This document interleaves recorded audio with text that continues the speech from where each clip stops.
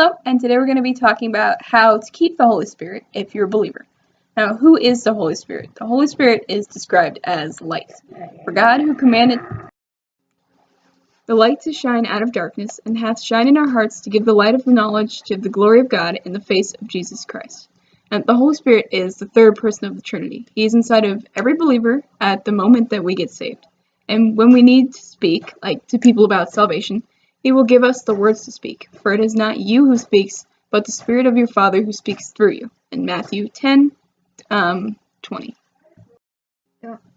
Don't quench him, live with godly life. What is quenching him?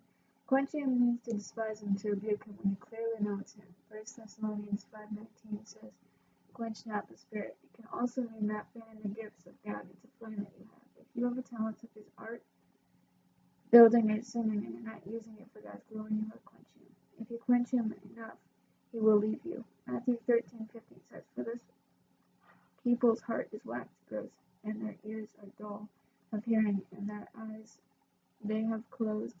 Thus at any time they should see with their eyes, and hear with their ears, and should understand with their heart, and should be converted, and I should heal them. If you don't know your talent yet, ask God to reveal it to you.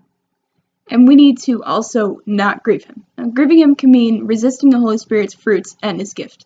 Like in 1 Corinthians 12:4-6, now there are diversities of gifts, but the same Spirit. And there are differences of administrations, but the same Lord. And there are diversities of operations, but it is the same God which worketh in all.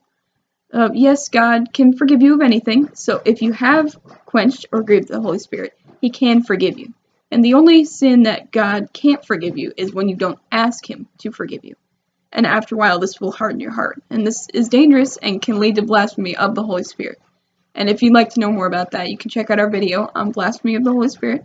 And Hebrews 10:26 says, for if we willfully sin after we receive the knowledge of the truth, there remains no more sacrifice for sins. And Ephesians 4:30 says, do not grieve the Holy Spirit of God, by whom you were sealed for the day of redemption. So if you grieved him, then you just need to ask for forgiveness. And I do have a personal story, actually. So I wanted to know a way that I could love people, like as myself. So I'm asking God, I'm like, please show me a way that I can love people. So he tells me, or he reveals to me that I should cut my hair. So I really love having long hair, or I loved having long hair. So I really did not want to cut it. So I just kept asking. I was like, oh, please help me to find another way to show love to these people. But I wasn't actually accepting his will or asking him if it was his will. I was just trying to find my own way to go around his will, which eventually started hardening my heart. But if your heart gets hardened, you can always ask him to help you soften it. And after this, you will obviously probably feel pretty bad. I mean, you should. But if you have grieved him, like I said before, then you can still ask for forgiveness, and you can be like the prodigal son and go to him. And Luke 15:22-24, but the father said to his servants, quick, bring the best robes and put it on him, put a ring on his finger and sandals on his feet. Bring the fatted calf and kill him.